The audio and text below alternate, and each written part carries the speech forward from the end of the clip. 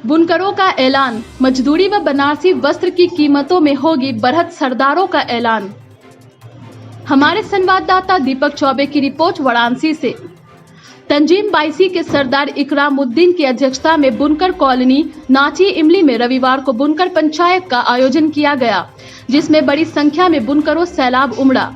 बुनकरों के पलायन को रोकने और बनारसी वस्त्र कला के संरक्षण के लिए कई अहम निर्णय लिए गए, जिसमें बुनकरों की मजदूरी व तैयार माल के दामों में वृद्धि की घोषणा रूप से की गई और बुनकरों की मजदूरी में 20% की त्वरित वृद्धि, बनारसी साड़ी व वस्त्रों को स्थानीय और घरेलू बाजार में 25% की वृद्धि के साथ बिक्री किए जाने, तानी की जुड़ाई कारीगर के जिम्मे करने के निर्णय लिए गए। वहीं इसके अलावा बुनकर साथियों से अपील की गई कि वह किसी भी अजनबी व्यक्ति को माल बेचने से पहले पूरी तरह से उस व्यक्ति की जांच परख कर ले और पूर्ण रूप से संतुष्ट होने पर ही माल बेचे।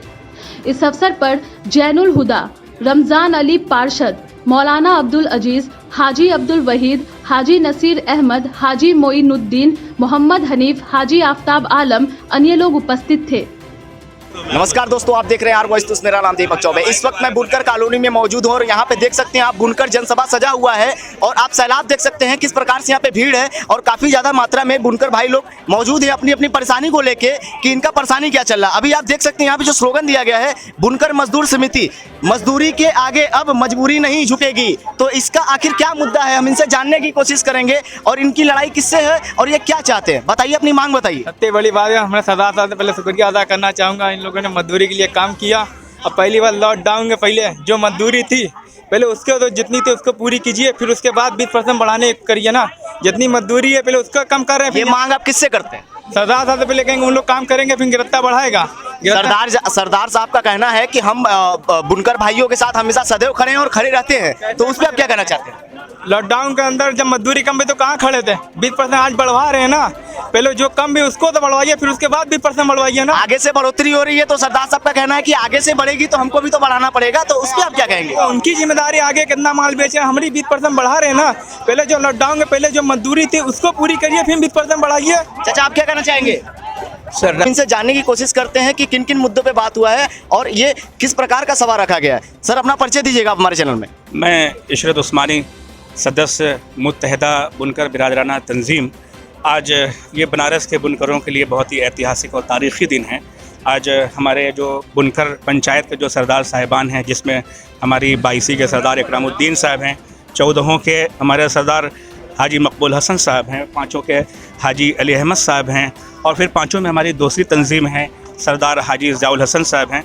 तो इन लोगों की तरफ से एक ऐतिहासिक फ़ैसला ये किया गया है कि इस वक्त जो कमर तोड़ महंगाई है और जो बुनकर कारीगर है, आप ये यकीन मानिए कि हिंदुस्तान का जो पर कैपिटा इनकम है, इतना बड़ा हुनर हाथ में लेने के बाद भी अपने जीवन यापन के लिए वो त्रस्त है और महंगाई की मार रोज़ बरोज़ झेल रहा था। पिछले कई सालों से मजदूरी में जिस प्रोपोर्शन में उनका रेट आंका जाना चाहिए था वो नहीं हो पाया था दुर्भाग्यवश। और हमारे जो सरदार साहिबान हैं वो साधारणतः जब कभी भी जीएसटी या इस तरीके के टैक्सेस हम पर इम्पोज किए गए थे उसी के विरोध में सभा करते आए थे। मगर जब ये मैटर इतना बड़ा हो गया कि हमारे समाज के तकरीबन 25 से 30 हज़ार लोग और कई हज़ार परिवार पलायन करके यहाँ की मंडी से जाकर बेंगलुरु और सूरत की मंडियों में शिफ्ट हो गए महज अपनी दिनचर्या और अपने जीवन यापन के लिए। तो ये एक बहुत ही सुलगता मौजू था और एक बर्निंग इशू था जिसको डिस्कस किया गया। कमर तोड़ महंगाई का स्लोगन क्या है इसका? कमर तोड़ महंगाई का मतलब आप ये देख रहे हैं कि आज खाने का जो तेल है, रोज़मर्रा का जो सामान है, ये राजनीतिक मुद्दा हो सकता है? नहीं, राजनीतिक मुद्दा इसलिए नहीं है कि इस हकीकत से मैं समझता हूँ कि अगर अक्ल का अंधा भी रहेगा तो इस बात से इनकार नहीं करेगा कि आज की जो एक हमारा जो एक श्रम का और हुनर का जो आप समझिए कि नरेगा के मज़दूर से भी कम अगर हमारे बुनकर समाज को मजदूरी मिलेगी तो इसके लिए हमें बैठना पड़ेगा, हमें इस मुद्दे को सॉर्ट आउट करना पड़ेगा। कर दीजिएगा। मैं नूरुल हसन अंसारी, जिला सागरी बैंक का डायरेक्टर हूँ और बुनकर सीट से जीत के जाता हूँ। अच्छा, तो मेरा आपके माध्यम से ये गुजारिश है कि उत्तर प्रदेश सरकार और भारत सरकार जिस तरह किसानों को हम लोन बांटते हैं अपनी बैंक से सस्ते दर पर, उसी तरह से हमारे बुनकरों को भी, आम बुनकरों को लोन मिलना चाहिए। उत्तर प्रदेश सरकार ने बिजली में माफ़ी दिया है, उस पर आप क्या कहना चाहेंगे? हालांकि बुनकर के लिए इन्होंने ये सुविधा दिया है, तो उस पर आप क्या कहना चाहिए? अगर सरकार ने सुविधा दिया तो मैं उनका धन्यवाद ज्ञापित करता हूँ उनको, लेकिन अभी उतनी से काम नहीं बनना है, उतना काफ़ी आपकी नहीं है। क्या मांग है सरकार से? हमारी मांग है कि उसमें और कमी होनी चाहिए, उसका शासनादेश बाकायदा जारी हो और उसमें बाकायदा और कमी हो, किसानों की तरह हो। बिल्कुल जियो भी नहीं आया, और जियो नहीं आया है, ये भी दुख का विषय है।